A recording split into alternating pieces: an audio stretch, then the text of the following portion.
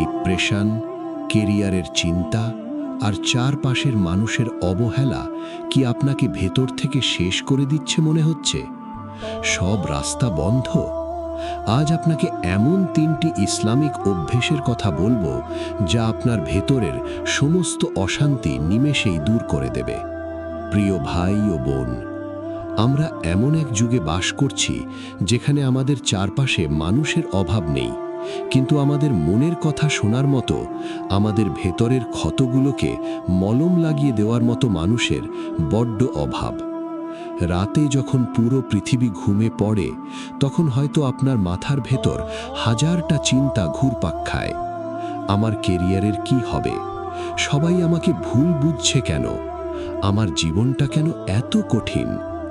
আমরা এই মানসিক অশান্তি থেকে বাঁচতে কখনো সোশ্যাল মিডিয়ায় স্ক্রল করি, কখনো বন্ধুদের সাথে আড্ডা দিই, আবার কখনো একা একা ঘরের কোণে চোখের জল ফেলি। কিন্তু সত্যি করে বলুন তো, সাময়িক সময়ের জন্য মনটা ডাইভার্ট হলেও ভেতরের সেই শূন্যতা কি আসলেই দূর হয়? হয় না, কারণ যে হৃদয়ের স্রষ্টা আল্লাহ, সেই হৃদয়ের প্রশান্তি দুনিয়ার কোনো সস্তা জিনিসে মিলতে পারে না।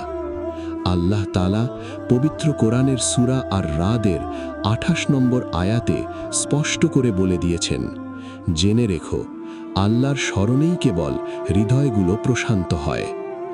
আজকের এই ভিডিওতে আমরা গভীর কোনো তাত্ত্বিক কথা বলবো না, একদম বাস্তবসম্মত 3টি ইসলামিক অভ্যেসের কথা বলবো, যা আজ থেকেই আপনার জীবনে অ্যাপ্লাই করলে আপনার মনের সমস্ত ভারী ভাব, ডিপ্রেশন আর শূন্যতা ইনশাআল্লাহ দূর হয়ে যাবে।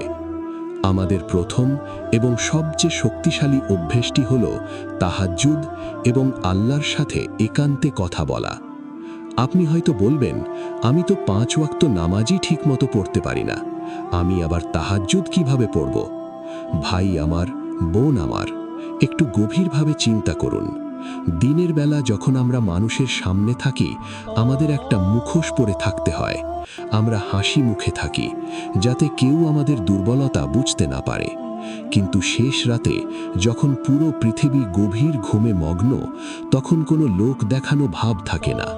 তখন আপনি সম্পূর্ণ খাঁটি, সম্পূর্ণ একা।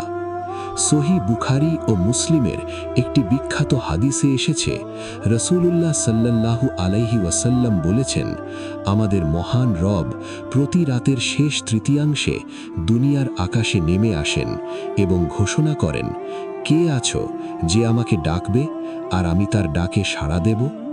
কে আছো যে আমার কাছে কিছু চাইবে আর আমি তাকে তা দান করব? কে আছো যে আমার কাছে ক্ষমা চাইবে আর আমি তাকে ক্ষমা করে দেব? একটু ভাবুন তো, মহাবিশ্বের সর্বশক্তিমান মালিক, যিনি আপনার সব সমস্যা 1 সেকেন্ডে সমাধান করে দিতে পারেন, তিনি নিজে প্রতি রাতে আপনাকে ডাকছেন, আর আপনি সেই সময়টাতে ডিপ্রেশনের ট্যাবলেট খেয়ে ঘুমানোর চেষ্টা করছেন কিংবা বালিশ ভিজিয়ে কাঁদছেন। তাহাজ্জুদের জায়নামাজে দাঁড়িয়ে আপনাকে অনেক বড় বড় আরবি দোয়া মুখস্থ বলতে হবে এমন কোনো নিয়ম নেই। আপনি সিজদায় যান, আপনার নিজের ভাষায়, আপনার মাতৃভাষায় আল্লাহকে বলুন, ইয়া আল্লাহ, আমি ভেঙে পড়েছি, দুনিয়ার কেউ আমাকে বোঝে না, আমার এই সমস্যা তুমি ছাড়া আমার আর কেউ নেই। বিশ্বাস করুন, আল্লাহর সামনে এভাবে নিজের মনের সব কষ্ট উজাড় করে দিয়ে কেঁদে দেখুন, সিজদা থেকে মাথা তোলার পর মনে হবে বুক থেকে অনেক বড় একটা পাথরের বোঝা নেমে গেছে। মানুষের কাছে চাইলে বিরক্ত হয়, আর আল্লাহর কাছে না চাইলে আল্লাহ অসন্তুষ্ট হন।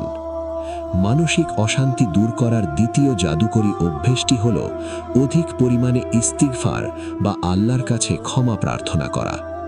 অনেক সময় আমাদের জীবনে যে অশান্তি, রিজিকের অভাব বা মানসিক অস্থিরতা আসে, তা আমাদেরই কোনো না কোনো ছোট বড় পাপের কারণে হতে পারে।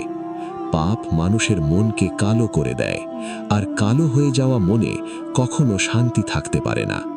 ইস্তিগফার হলো সেই সাবান যা মনের সব কালো দাগ ধুয়ে পরিষ্কার করে দেয়। পবিত্র কোরআনের সূরা নূহের 10 থেকে 12 নম্বর আয়াতে আল্লাহ তাআলা ইস্তিগফারের এক চমৎকার পুরস্কারের কথা উল্লেখ করেছেন। হযরত নূহ আলাইহিস সালাম তার জাতিকে বলেছিলেন, তোমরা তোমাদের রবের কাছে ক্ষমা প্রার্থনা করো, নিশ্চয়ই তিনি অত্যন্ত ক্ষমাশীল। তিনি তোমাদের উপর মুষলধারে বৃষ্টি বর্ষণ করবেন, তোমাদের ধন সম্পদ ও সন্তান সন্ততিতে বরকত দেবেন এবং তোমাদের জন্য বাগান ও নদী নালা প্রবাহিত করবেন। হাসান বসরি রহমতুল্লাহ আলাইহির কাছে একবার এক ব্যক্তি এসে বলল, আমার এলাকায় খরা চলছে, বৃষ্টি হচ্ছে না। তিনি বললেন, ইস্তিগফার করো। আরেকজন এসে বলল, আমি খুব গরিব, রিজিকের অভাব। তিনি তাকেও বললেন, ইস্তিগফার করো। পাশে বসা মানুষজন অবাক হয়ে জিজ্ঞেস করল, হযরত, সবার সমস্যা আলাদা, কিন্তু আপনি সবাইকে একই সমাধান দিলেন কেন? তিনি তখন সূরা নূহের এই আয়াতগুলো তিলাওয়াত করে শোনালেন। আপনি যখন জ্যামে আটকে আছেন, রান্না করছেন কিংবা বিছানায় শুয়ে আছেন, মুখে সারাক্ষণ পড়তে থাকুন আস্তাগফিরুল্লাহ, আস্তাগফিরুল্লাহ। বৈজ্ঞানিকভাবেও প্রমাণিত যে বারবার একই শান্তিদায়ক শব্দ উচ্চারণ করলে মানুষের ব্রেন শান্ত হয়।